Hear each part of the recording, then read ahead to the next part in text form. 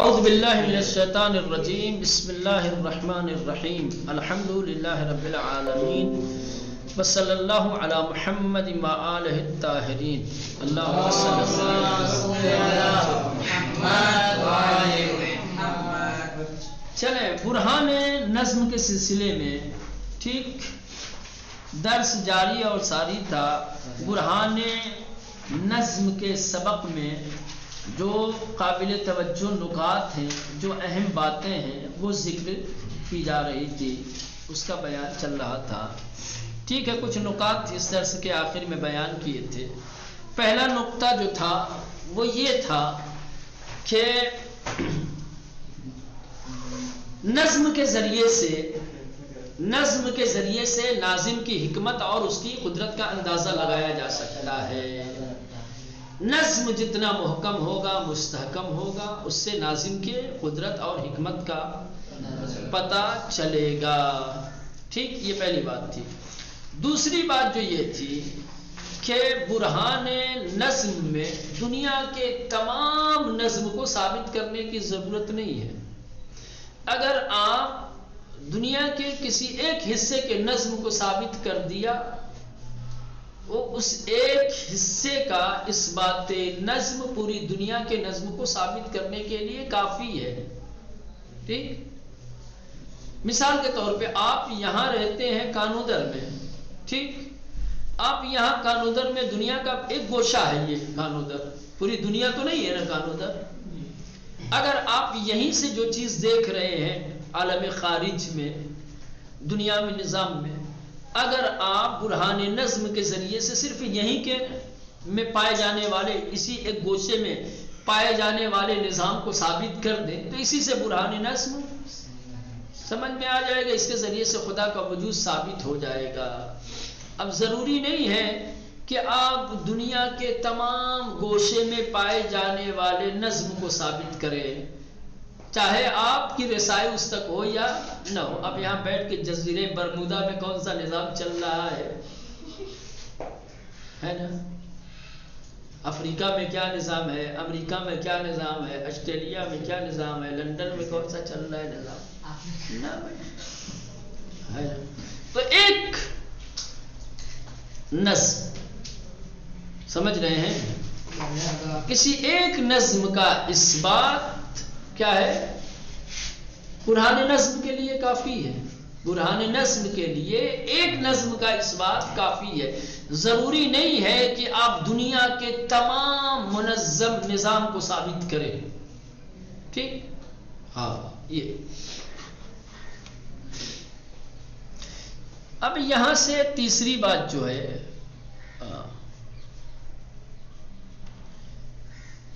یہ تھی کہ دنیا میں جہاں جہاں نظام پایا جا رہا ہے، جہاں جہاں نظم پایا جا رہا ہے، ہر نظم کا ایک ناظم ہونا چاہیے۔ کوئی نظم بغیر ناظم کے وجود میں نہیں آ سکتا۔ سمجھ رہے ہیں؟ اگر فرض بھی کر لیں، آپ فرض کر لیں کہ دنیا کے بہت سارے ممالک، بہت سارے گوشے دنیا کے ایسے ہیں کہ جہاں بڑی بدنظمی ہے، وہاں کا نظام اور ہم جہاں رہ رہے ہیں، دنیا کے جس گوشے اور جس حصے میں ہم رہ رہے ہیں، یہاں ایک نظام ہے اور باقی دنیا کے گوشوں میں نظم و نظام نہیں ہے۔ ٹھیک، تو ہمیں ابھی دنیا کے نظم و نظام سے مطلب نہیں ہے۔ مثال کے طور پہ ہم جہاں رہ رہے ہیں، اگر یہاں نظم ہے تو کیا یہاں کے نظم کے لیے ناظم کا ہونا ضروری ہے یا نہیں ہے؟ یہاں کا نظم ایسے ہی وجود میں آ گیا، یا یہاں کے نظم کا ایک ناظم ہے؟ یقیناً کہیں بھی، کہنے کا مطلب یہی ہے کہ دنیا کے اگر کسی گوشے میں کوئی نظم پایا جا رہا ہے تو یقیناً اس نظم کا کوئی نہ کوئی ناظم ہوگا، چاہے دوسرے علاقے میں اور دوسری جگہوں پر نظام اور نظم نہ ہو، لیکن جہاں ہے نظام، جہاں نظم ہے وہاں ناظم ضروری ہے۔ ہر نظم، ہر منظم چیز ایک ناظم کی محتاج ہوتی ہے۔ تو جہاں کہیں بھی نظم ہوگا وہاں ناظم ضرور ہوگا. سمجھ رہے ہیں؟ اب یہ تیسرا نقطہ پڑھنا تھا کہ برہان نظم سخن کسانی را رد می کند که می گوید جهان زایده طبیعت فاقد شعور و عقل است و از حرکت کورکورانه ذرات ریز و تاثیر و تأثرات آنها در یک دیگر پدید آمده است. جہاں برہان نظم سے وجود خدا کا اثبات ہوتا ہے وہیں ان لوگوں کے خیالات اور ان لوگوں کے نظریات اور عقائد کی تردید ہو جاتی ہے جو لوگ یہ کہتے ہیں کہ اس دنیا کا کوئی بنانے والا نہیں ہے. دنیا میں یہ جو چیزیں آپ کو نظر آ رہی ہیں، جو ذرات نظر آ رہے ہیں، یہی آپس میں ملے جلے اور پھر یہ دنیا وجود میں آ گئی اور یہ نظام بن گیا خود بخود نا. برہان نظم کے ذریعے سے اس طریقے کے نظریات اور عقائد رکھنے والوں کی تردید ہو جاتی ہے. کیوں؟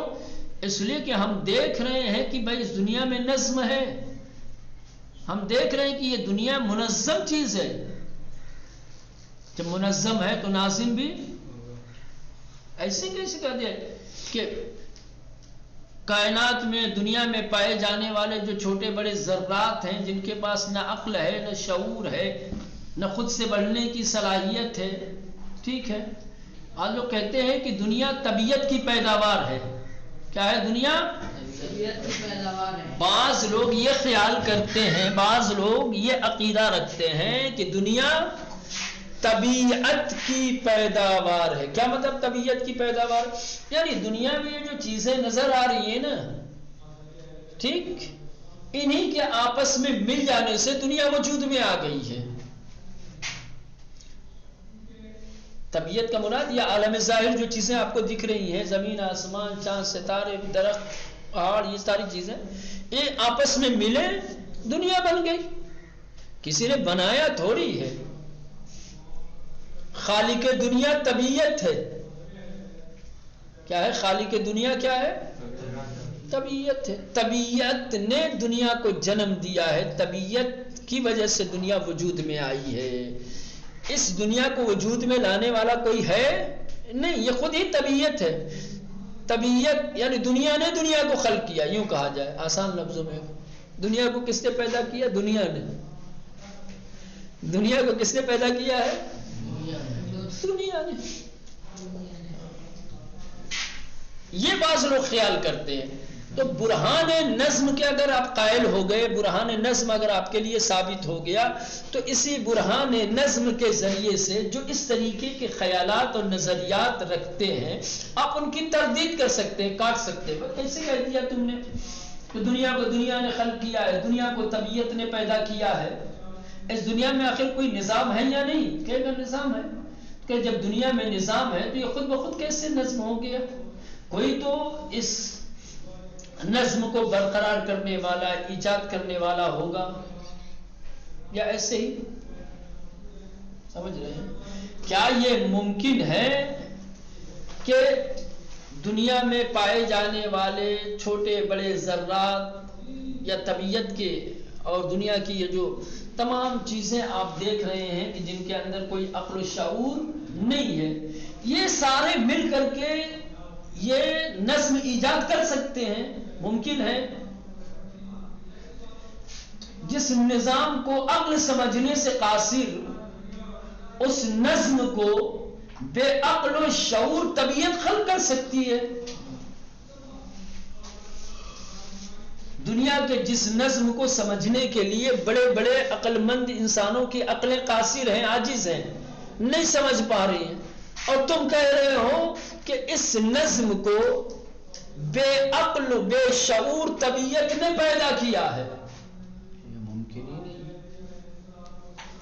چھوٹے چھوٹے نظم ہم جہاں دیکھتے ہیں، جہاں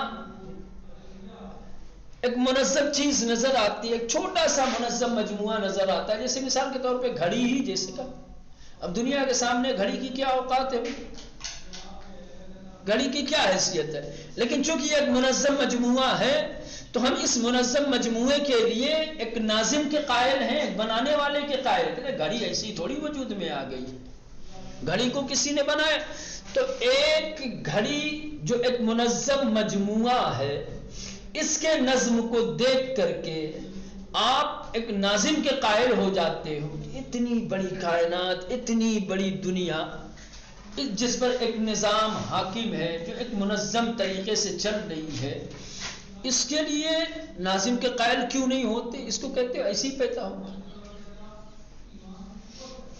ممکن ہے ایک گھڑی کے لیے کہو کہ نا بھائی اس کو کسی نے بنایا ہے، اور دنیا کو کہو کہ خود بخود بن گئی ہے۔ اس سے بڑی جہالت اور اس سے بڑی بے عقلی اور کیا ہو سکتی ہے؟ طبیعت کے جو ذرات عقل و شعور نہیں رکھتے، وہ اتنا بڑا نظم کیسے ایجاد کر سکتے ہیں؟ ممکن نہیں ہے۔ وہی کہہ رہے ہیں کہ ہر برہان نظم سخنے کے ثانی را ردمی کنت کے، کہہ رہے برہان نظم ان لوگوں کی باتوں کو رد کرتا ہے۔ کن لوگوں کے؟ کہ جو کہتے ہیں کہ جہاں زائد طبیعت فاقد شعور و عقل است، کہ دنیا اس طبیعت کے کہ جو شعور و عقل نہیں رکھتی، اس کی پیداوار ہے۔ دنیا کس کی پیداوار ہے؟ بے عقل و شعور طبیعت کی، بے عقل و شعور طبیعت کی پیداوار ہے یہ دنیا۔ وَأَزْ حَرْكَتِ کُرکُرانِ ذرات ریز، اور چھوٹے چھوٹے ذرات کا یوں ہی بے شعوری طور پر حرکت کرنا، وتاثیر و تاثرات انہا در یک دیگر، اور ایک دوسرے سے اثر لینا، ایک دوسرے پہ اثر ڈالنا، یہ تمام چیزیں سبب بنی ہیں کہ دنیا وجود میں آ جائے۔ کسی نے بنایا نہیں ہے۔ دنیا میں جو چھوٹی بڑی چیزیں آپ دیکھ رہے ہو نا، جن کے پاس کوئی عقل و شعور نہیں ہے، بس یوں ایسے ہی دنیا چل رہی ہے۔ کہیں سمندر بن گیا، کہیں دریا بن گئی، کہیں پہاڑ کھڑا ہو گیا، کہیں درخت بن گیا، کہیں آبادی ہو گئی، کہیں صحرا ہو گیا۔ سمجھ رہے ہیں؟ یہ دنیا کے چھوٹے چھوٹے ذرات بس ایسے ہی حرکت کرتے رہے، ایک دوسرے پہ اثر ڈالتے رہے، ایک دوسرے سے اثر لیتے رہے، اور پھر یہ دنیا بن گئی۔ ٹھیک؟ خلاصے کلام یہ ہے کہ جو لوگ یہ کہتے ہیں کہ یہ دنیا بے عقل و شعور طبیعت کی پیداوار ہے، ٹھیک ہے، ان لوگوں کے نظریے کی تردید ہو جاتی ہے۔ کس سے؟ برہان نظم کے ذریعے سے۔ چلے میرا آج تھوڑا سا کام ہے، جانا ہے بچوں کا رزلٹ لینے کے لیے، تو میں اتنی ہی پہ اکتفا